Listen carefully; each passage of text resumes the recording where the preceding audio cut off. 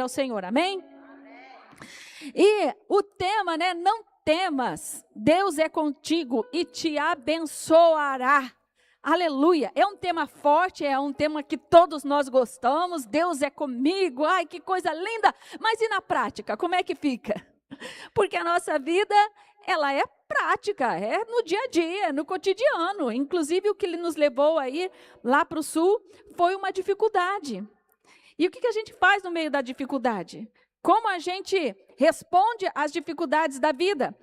O tema do trabalho, então, dessa campanha está em Gênesis 26 e 24, que diz: naquela noite o Senhor lhe apareceu e disse, apareceu a quem? A Isaac.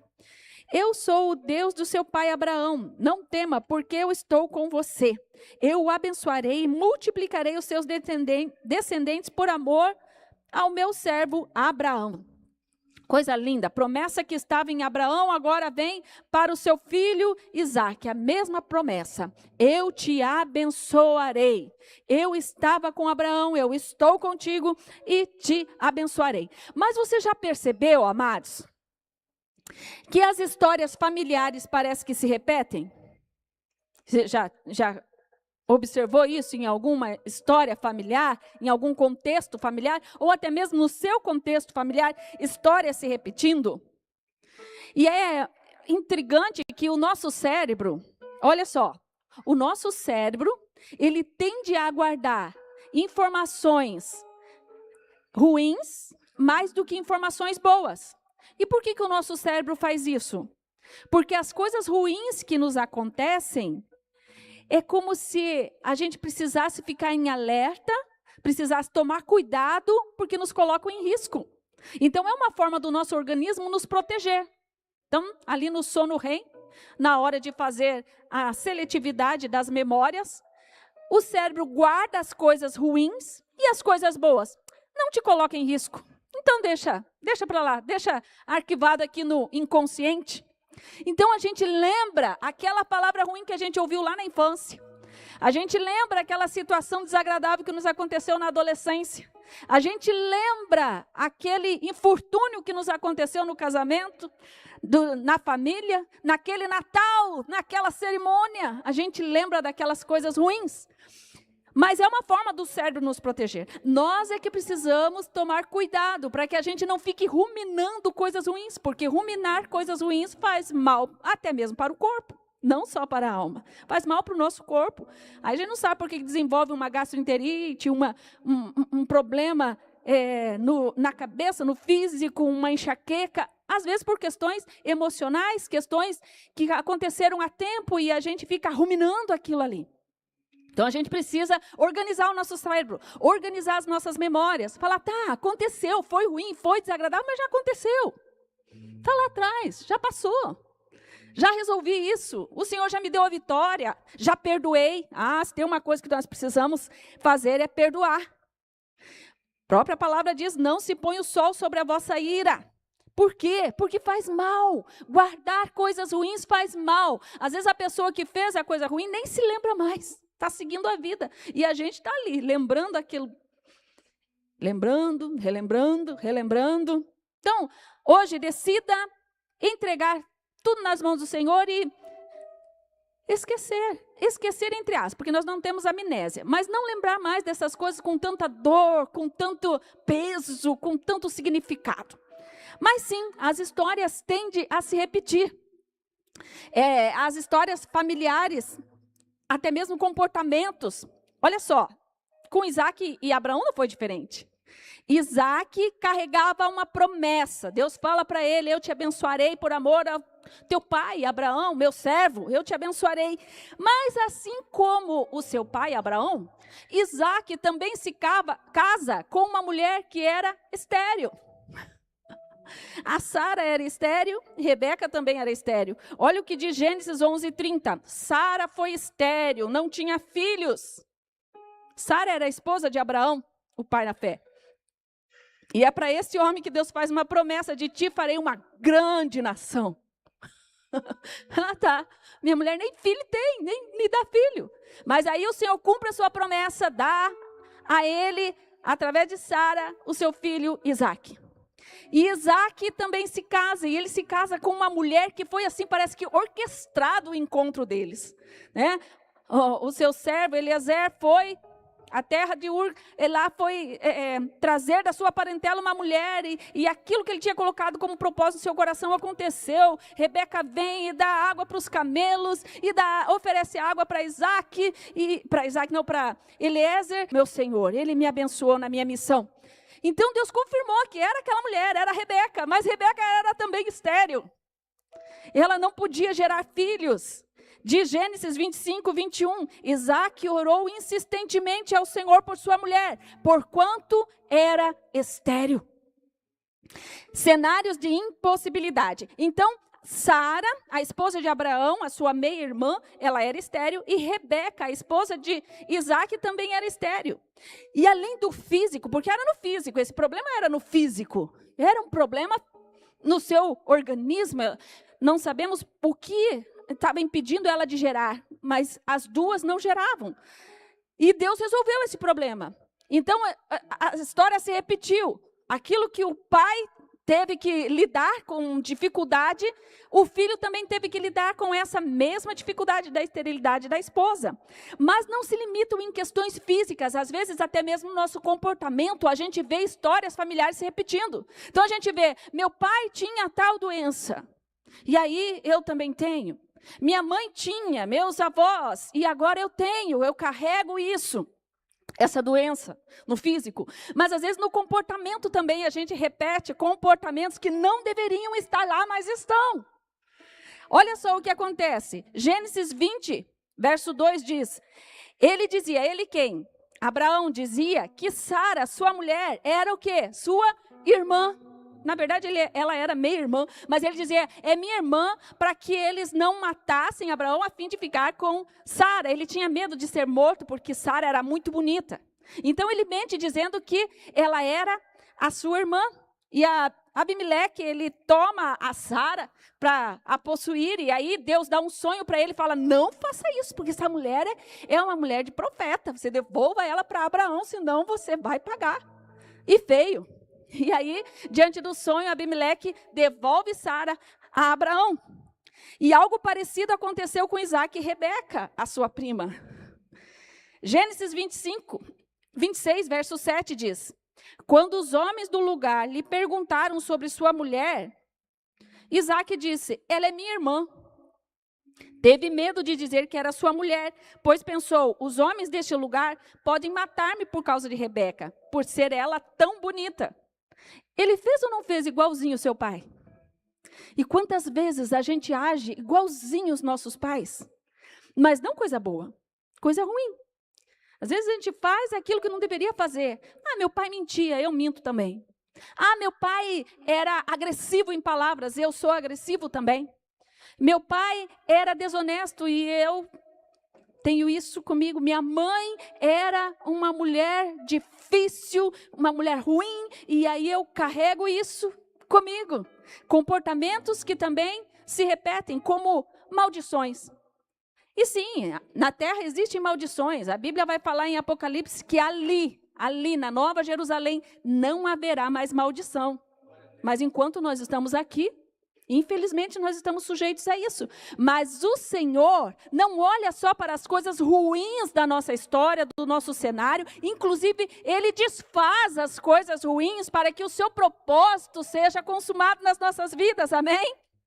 Você crê no poder deste Deus? E às vezes nós podemos olhar para a nossa história e até desanimar o nosso coração, nos perguntando como Deus vai arrumar essa bagunça. A minha família é assim, meus ancestrais eram assim, sempre foi assim. Há um histórico de divórcio, há um histórico de suicídio, há um histórico de doenças na minha família, nas minhas gerações. Mas o Senhor está aqui para mudar a história, para mudar a partir da sua vida, a sua geração, sua posteridade. Ele quer dar um basta nesse histórico ruim da sua família. Deus pode, sim, desfazer as mentiras, curar as doenças, desfazer as amarras. Você crê? Deus é poderoso. Você crê mesmo? Aleluia. Então a gente às vezes pensa, meus antepassados eram bagunçados, minha casa tem coisas a serem consertadas, há muita coisa para ser colocada no lugar. E parece que quanto mais se mexe, pior fica. Eu tento fazer as pazes com a família, e aí vou lá para conversar e dar um quebra-pau, e cada Natal é uma ferida a mais. Mas não desista. O Senhor é o príncipe da paz. E você é agente da paz. Continue, então, sendo guiado pelo Espírito Santo para que haja paz na sua casa. Porque a partir da sua vida posicionada em Deus, as coisas vão mudar. Foi assim que aconteceu com Abraão. Ele continuou crendo, ainda que as circunstâncias dissessem que não. Ele até perguntava a Deus, Senhor, mas como que eu vou ser pai de uma grande nação se o meu único herdeiro é meu servo, Eliezer? Eu não tenho filho. Como isso vai acontecer? Mas ele não fazia essas perguntas por falta de fé, porque ele é o pai da fé. Ele fazia querendo saber do Senhor. E quantas vezes a gente quer saber do Senhor? Senhor, como que o Senhor vai fazer? Eu não vejo possibilidade. Eu não vejo condição para que isso aconteça. O mesmo Deus que controla o universo, que chama as estrelas pelo nome, que põe uma trava nas águas do mar e diz até aqui você vem, daqui você não passa, é o Deus que está no controle da nossa vida, da nossa história, dos nossos dias. Ele tem o controle de tudo e Ele pode tudo. Então Deus faz uma promessa a Abraão e reforça essa promessa em Isaac, seu filho. Mas isso não o isenta de passarem por problemas, por dificuldades, por provações. Inclusive, a impossibilidade é o cenário propício para Deus operar o milagre. Caso contrário, não existiria milagre. Nós não estaríamos falando da esterilidade de Sara e do milagre de ter vindo Isaac e ter feito uma grande nação através dele, se não tivesse o problema. Então o seu problema, seja ele qual for, é o cenário propício para Deus operar o seu milagre. Aleluia! Você crê? Pergunte para o seu coração se você crê que Deus pode entrar nessa situação que está aí na sua mente nesse momento. Então, existem sim cenários problemáticos e esse é o cenário propício para o milagre. Olha só, Gênesis 25, 21 diz que Isaac orou insistentemente ao Senhor por sua mulher, porquanto era estéril. E o que aconteceu depois de ele orar insistentemente? O Senhor ouviu as suas orações e Rebeca, sua mulher, concebeu. Ela gerou.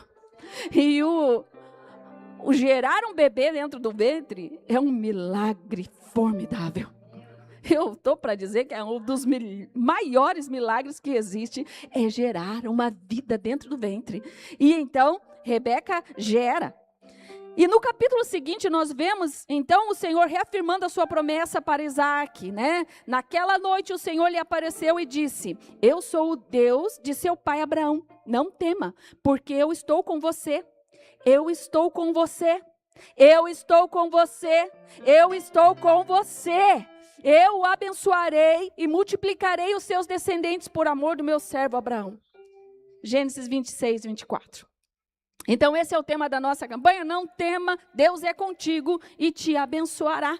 No caso de Abraão e no caso de seu filho Isaac, a situação era uma promessa de fazê-los numerosos e abençoados, mas os dois se casaram com mulheres que não geravam filhos. E o Senhor fez o milagre. O Senhor também desfez a bagunça que eles tinham feito. Porque Abimeleque quase que morre porque possui Sara. Não chegou a possuí-la porque Deus dá um sonho. Então, Deus dá o sonho intervindo na bagunça. Deus pode intervir na bagunça, sim, e desfazer esta bagunça em nome de Jesus. Então, o impossível não existe para Deus. Isso não existe para Deus. Impossível. Tira essa palavra impossível. Mas e para você? Qual é o cenário? Qual é a dificuldade na sua vida que você está passando e que tem feito você assim pensar, será, Deus? Será que o Senhor vai fazer? O Senhor me fez promessa, mas será? Está tão difícil. Parece que as coisas estão estreitando cada vez mais. Eu oro, eu insisto, eu batalho, eu fico na brecha, mas as coisas estão estreitando cada vez mais. Qual é o cenário da impossibilidade que tem te paralisado ou que tem afrontado a sua fé? Qual é o problema que tem tirado o seu sono à noite e que tem feito você questionar a Deus se de fato vai acontecer algo, se esse cenário vai mudar? Isso que você está passando, esse problema que você está passando, tem amortecido sua fé? Tem esfriado a sua fé? Tem diminuído a sua fé? Esse problema que você está passando tem levado você à murmuração? Ou esse problema tem exercitado a sua fé?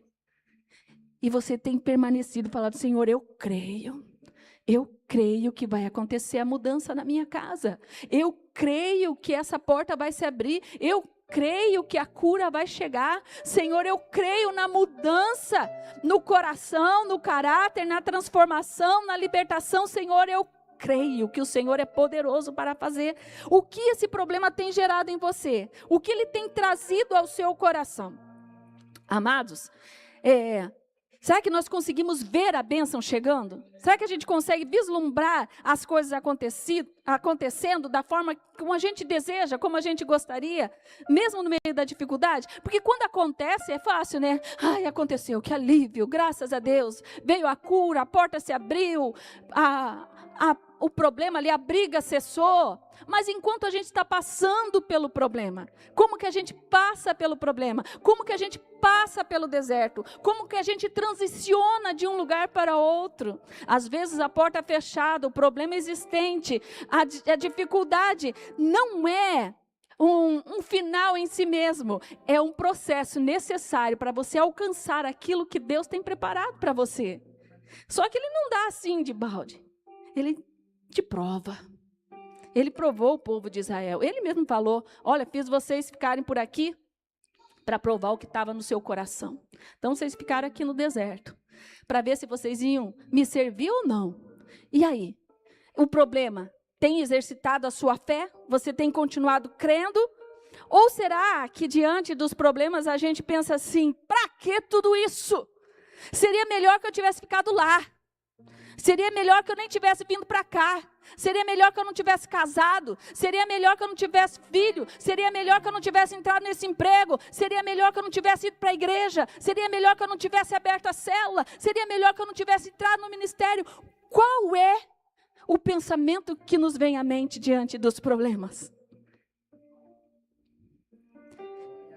No livro de Números, eu ouvindo, junto com o Cláudio, nós dois começamos a comentar.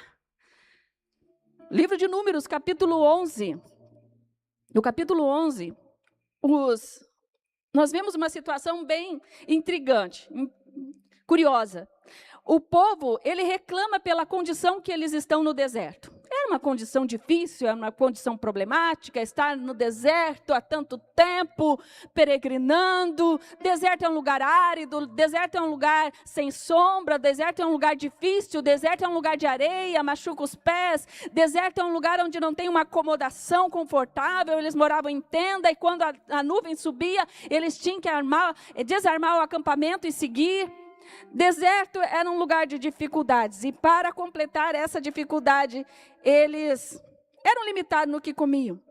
E diz Números capítulo 11, verso 4 a 6, um bando de estrangeiros, um bando de quê? Um bando de estrangeiros que havia no meio deles, encheu-se de gula. E até os próprios israelitas tornaram a queixar-se e diziam: ah, se tivéssemos carne para comer. Verso 5.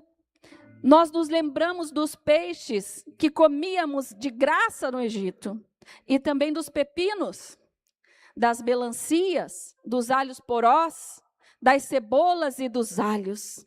Mas agora perdemos o apetite. Nunca vemos nada a não ser este maná. Influenciado por quem? Pelos estrangeiros que estavam no meio deles. Os israelitas reclamaram, influenciados por esse povo, pelo comportamento dos estrangeiros que estavam no meio deles. E será que tem pessoas sem temor a Deus perto de você que tem te levado a reclamar? Será que tem pessoas perto da gente que reclama do governo, reclama da situação financeira, reclama da comida que come, reclama do cônjuge, reclama do tempo, reclama da família, reclama da igreja, reclama da célula, reclama do líder, reclama do culto, reclama. E você tem sido influenciado por isso. Cuidado, a reclamação, ela é contagiante. Quando a gente vê, até para juntar o papo ali, né? A pessoa chega reclamando, quando você vê, você reclamou também. Bora reclamar então? A reclamação é algo que entristece muito o coração de Deus. E quando o povo reclama, Moisés vai até Deus e conta-lhe a situação do povo reclamando. Então, qual foi a resposta de Deus? O povo reclamando, Deus responde, no verso 18 a 23 de Números 11. Agora diga ao povo o seguinte: purifiquem-se, porque amanhã vocês vão comer carne. O Senhor ouviu vocês chorando e dizendo que queriam carne e que passavam bem no Egito. Vocês lembram que eles eram escravos, né? Passavam bem no Egito. Por isso o Senhor lhes dará carne e vocês a comerão. E não comerão um só dia, nem 2, nem 5, nem 10, nem 20, mas um mês inteiro, até que saia pelos seus narizes e vocês fiquem com nojo. Pois vocês rejeitaram o Senhor que está no meio de vocês e se queixaram dizendo que nunca deveriam ter saído do Egito. Moisés disse. Qual foi a resposta de Moisés? Números 11, verso 21. Moisés disse: estou levando 600.000 homens e tu dizes que vai dar a essa gente carne para comer o mês inteiro? 600.000 homens comendo o mês inteiro até sair pelo nariz? Onde haveria tantas ovelhas e vacas para matar, a fim de que todos ficassem satisfeitos? Será que todos os peixes do mar juntos poderiam alimentar essa gente? Porém o Senhor, Deus, respondeu a Moisés: será que eu tenho tão pouco poder? Será que eu tenho tão pouco poder? Agora mesmo você verá se o que eu disse vai acontecer ou não. Amados, para Moisés, a situação era irremediável. 600.000 homens famintos, desejosos de comer carne. E Deus faz uma promessa: vocês vão comer, e vão comer um mês inteiro até ficarem com nojo. Aliás, vai sair pelo nariz de vocês, tanto vocês comer carne. E aí Moisés fala assim: que? Da onde vai vir vaca, ovelha, boi para essa gente comer nesse deserto? Da onde? Nem os peixes todos do mar seria suficiente para essa quantidade de pessoa se saciar da forma como você, Senhor Deus, está falando. E nós, quando olhamos para as nossas dificuldades, podemos pensar como Moisés, fazermos contas. Calma aí, não está batendo, a conta não bate. O Senhor está me fazendo uma promessa que não está cabendo aqui na palma da minha mão. Não estou conseguindo contar não, Senhor. A conta não fecha, não tem solução. Mas Deus está nos perguntando nesta tarde: será que eu tenho tão pouco poder? Qual é a situação? Qual é o impossível na sua vida? O nosso Deus é o Deus do impossível. E ao invés de nós reclamarmos, nós precisamos crer. E esse é o desafio. Quando a porta está fechada, quando a doença está batendo, quando a gente não vê solução, é aqui, é nesse lugar, é nessa hora que a nossa fé precisa ser ativada. E a gente crê que a nossa vida está realmente na mão de Deus. E que Ele é conosco e nos abençoará. É nesse momento. Será que Deus tem tão pouco poder, amado, que não pode entrar nessa causa sua? Será que Ele não pode salvar essa pessoa rebelde? Será que Ele não pode transformar? Será que o poder dele está limitado às coisas naturais? Será que Ele não tem poder para curar?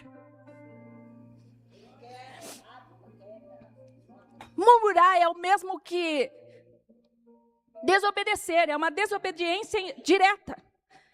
Então, ele demonstra ingratidão, demonstra falta de confiança em Deus e demonstra até mesmo uma desconfiança do cuidado divino nas nossas vidas. A falta de fé é isso. Já a fé é um requisito elementar para nós irmos até Deus. A palavra de Deus vai dizer, sem fé é impossível chegar até Deus. Porque aquele que crê, aquele que dele se aproxima, primeiro precisa crer que ele existe e que ele recompensa aqueles que o buscam. Então a gente precisa crer. E são duas coisas tão antagônicas. A murmuração é eu duvidar que Deus vai agir, duvidar na soberania divina, de que Ele sabe o que Ele está fazendo, achar que Ele perdeu o controle. E a fé é tipo, eu não estou entendendo nada, Senhor, mas eu creio. Eu não estou entendendo nada, Senhor, mas eu confio e eu descanso no Teu cuidado. Aleluia! E Deus manda as codornas. Deus manda a carne que o povo queria. O verso 31 e 32 diz, de repente, o Senhor mandou um vento que trouxe do mar bandos de codorna. Elas caíram no acampamento e em volta do acampamento, em todas as direções, a uma distância de uns 30 quilômetros. Pensa, 30 quilômetros, acho que é daqui lá na Ponta da Fruta. Mais ou menos isso. E cobriam o chão em montes, não era tipo assim, cobrir o chão, dá para ver o chão, em montes de quase 1 metro de altura. Esse é o nosso Deus. Acho que eles pensavam, Deus vai mandar, então tá, vamos esperar, né? Vai vir um pouquinho, né? E aí, o verso 32 diz, assim, todo aquele dia e o dia seguinte, o povo trabalhou catando codornas. Ninguém juntou menos de 1.000 quilos.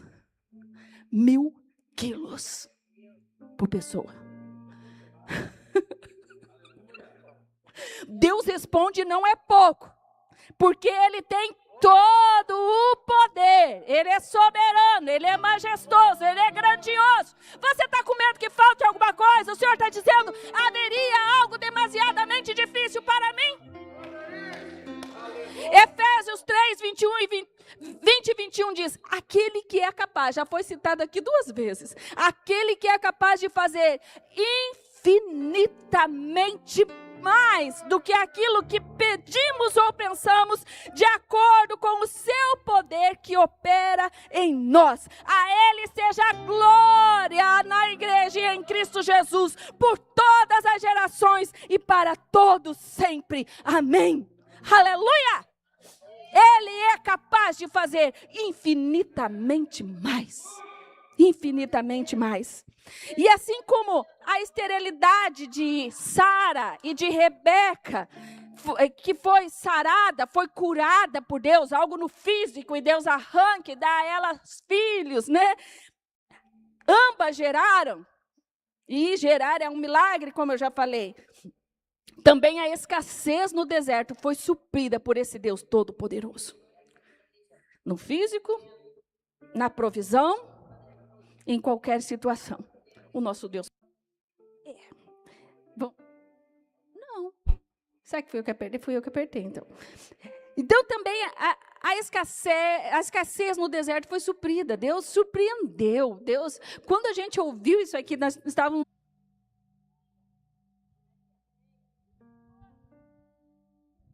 Sim, o Senhor se agrada da nossa fé. Porque quando a gente crê, é como assim, a gente confiasse e a gente exaltasse ao Senhor com a nossa fé.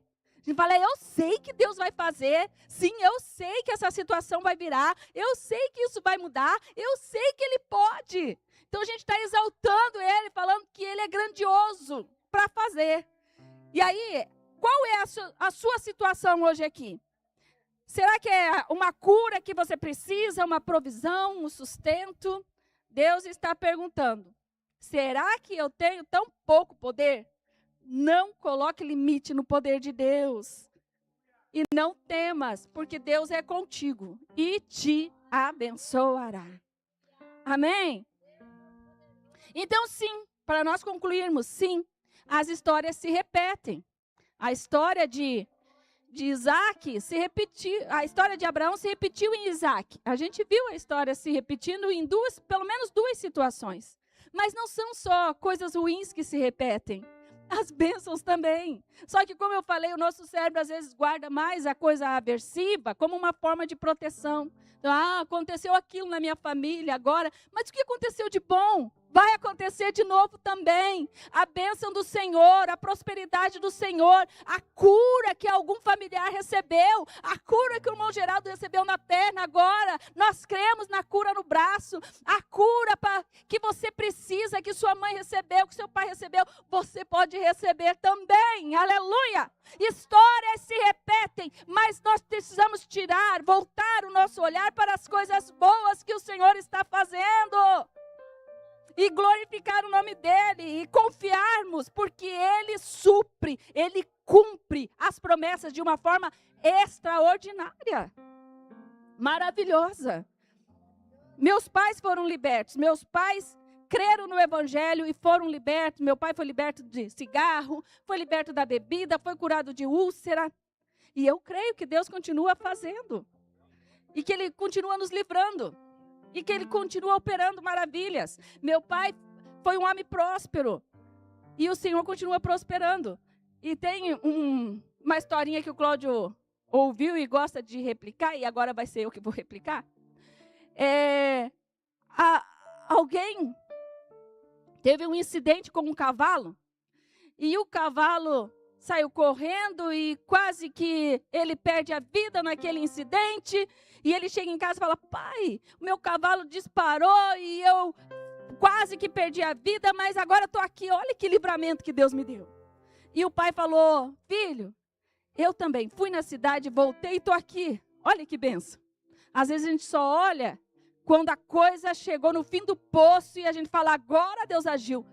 Olha a sua vida aqui, bem disposta, servindo ao Senhor. É um livramento constante. Nós percorremos mais de 3.000 quilômetros, ida e volta. Fomos e voltamos sem um pneu furado. Isso não é motivo de dar glória a Deus? De vermos a mão do Senhor agindo em nosso favor? Então encha o seu coração do que Deus está fazendo e de coisas que Ele continuará a fazer. Porque Ele é bom e tem manifesto o seu poder no nosso meio, amém? Vamos nos colocar em pé? E há promessa sim sobre a tua vida, sobre a tua casa, sobre a tua família. E a maior das promessas foi dita a Abraão há milhares de anos atrás, quando ele fala, Deus fala para Abraão: em ti serão benditas todas as famílias da terra. Isso inclui a minha família e a sua família. Bendita é a tua família, bendita é a tua casa, benditos são os seus filhos, bendito é o teu cônjuge, a tua família é bendita, porque Deus liberou uma palavra sobre Abraão, e essa palavra tem se cumprido, aleluia! Amados, mas tem uma coisa que é muito séria, muito séria. A gente precisa se arrepender da murmuração, das vezes que a gente duvida, das vezes que, influenciado pelos estrangeiros, gente que não tem compromisso com Deus, nós começamos a reclamar, a murmurar, a blasfemar até mesmo, falar que não tem solução, não vai fazer, não, vai ficar cada vez pior. Nós precisamos nos arrepender, e de coração, porque Deus conhece o nosso coração. E apesar de Deus ter dado as codornas assim para o povo, Ele providenciou para aquele povo reclamão o que eles queriam, que era a carne para comer. E não foi pouca, foi muita. Mas olha o que diz, ainda no capítulo 11 de Números, versos 33 e 34. Quando ainda havia muita carne para comer, o Senhor ficou irado com o povo e os castigou com uma terrível epidemia que matou muita gente. Por isso puseram naquele lugar o nome de Oibrote Atavá, que quer dizer, as sepulturas do desejo. Pois ali foram sepultadas as pessoas que estavam loucas de vontade de comer carne. Eles pediram humildemente ou eles começaram a reclamar? Eles reclamaram. Eles até receberam, mas depois receberam também a ira de Deus pela murmuração. Então, nesse momento, baixe sua cabeça. Vamos orar ao Senhor pedindo primeiramente perdão pelas vezes que nós murmuramos, que nós duvidamos que Deus poderia fazer. Eu sou a primeira a pedir perdão, porque diante de cenários improváveis, a minha fé parece que diminui, e então eu preciso fazer um exercício de fé, eu preciso exaltar a Deus, eu preciso louvar a Deus, eu preciso me alimentar da palavra para que a fé seja reativada dentro de mim. Então, Senhor, neste momento eu quero te pedir perdão pelas vezes que eu murmurei, que eu não acreditei, que eu duvidei que o Senhor faria. Perdoa o teu povo, Senhor, a murmuração. Perdoa quando falamos mal do governo. Perdoa-nos, Senhor, quando reclamamos da situação em que estamos passando. Perdoa-nos, Senhor, quando reclamamos do tempo, quando reclamamos da igreja, quando reclamamos do trabalho, quando reclamamos do clima, quando reclamamos da cidade, quando reclamamos da igreja, quando reclamamos da célula, da reunião, quando reclamamos da administração. Nos perdoa, Senhor, a nossa murmuração, a nossa reclamação.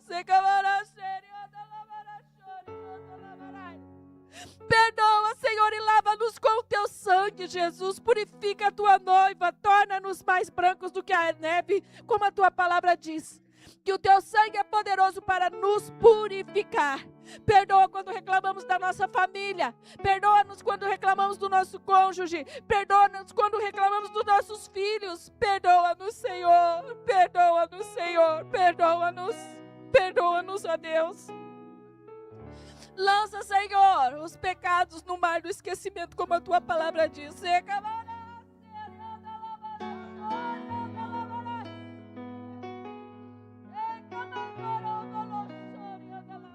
Graças te damos, Jesus, pelo teu poder remidor. Graças te damos, Jesus, pelo teu sangue que nos purifica, que nos lava de todo pecado. Nós te damos graça, Senhor. Nós te damos graça. E te pedimos que a tua graça venha sobre as nossas vidas. A tua graça, como diz Tito 2, verso 11, ela se manifestou Salvador a todos os homens. Nos salva de nós mesmos, Senhor, dos nossos históricos familiares. Nos salva, Senhor, de comportamentos que não condizem com o cristão. Nos salva, Senhor, porque a tua palavra também diz em Tito 2:12 que a tua graça, ela nos ensina a renegarmos as paixões carnais e a vivermos de forma justa e piedosa nessa presente era. Então, Senhor, derrama a tua graça sobre nós, para que não vivamos, Senhor, de uma forma impiedosa, não vivamos de uma forma que te desagrada, mas pelo contrário, que a tua graça nos ensine a vivermos de forma justa e piedosa, justa e piedosa, justa e piedosa. Nos justifica, Senhor, nos sela, Senhor, nos capacita a andarmos em santidade conforme te agrada. E, Senhor, nós cremos que o teu poder é ilimitado. Não, o Senhor não tem pouco poder. O Senhor tem muito poder. E o Senhor é capaz de fazer infinitamente mais do que aquilo que pedimos ou pensamos, segundo o teu poder que opera em nós. Então, Senhor, nós te agradecemos, porque o Senhor é conosco. O Senhor é conosco e nos abençoará. Portas se abrirão, provisão virá, curas acontecerão, enfermidades baterão em retirada, desaparecerão. Nós cremos em reconciliação dos pais aos filhos e dos filhos aos pais. Corações desejosos de te agradarem, corações desejosos em cumprirem a tua palavra e a tua verdade. Sim, Senhor. Corações humildes na tua presença, porque o Senhor diz em tua palavra: aprendam comigo que sou manso e humilde de coração, e achareis descanso para a vossa alma, e a vossa alma viverá. Então, Senhor, dá-nos um coração humilde, parecido com o teu, disposto a perdoar, disposto a amar, disposto a reconciliar, disposto, Senhor, a ser agente de paz e não de discórdia, a sermos agente de paz, porque o Senhor é o príncipe da paz. Ajuda-nos a sermos igreja de fato. E que todas as bênçãos recebidas, seja ela no âmbito financeiro, físico, relacional, que tudo, Senhor, glorifique o teu nome. Que haja testemunho, que as dificuldades redundem, transformem-se em testemunho que glorifique o teu nome, Senhor. E nós nos alegraremos em ti, em nome de Jesus. Amém.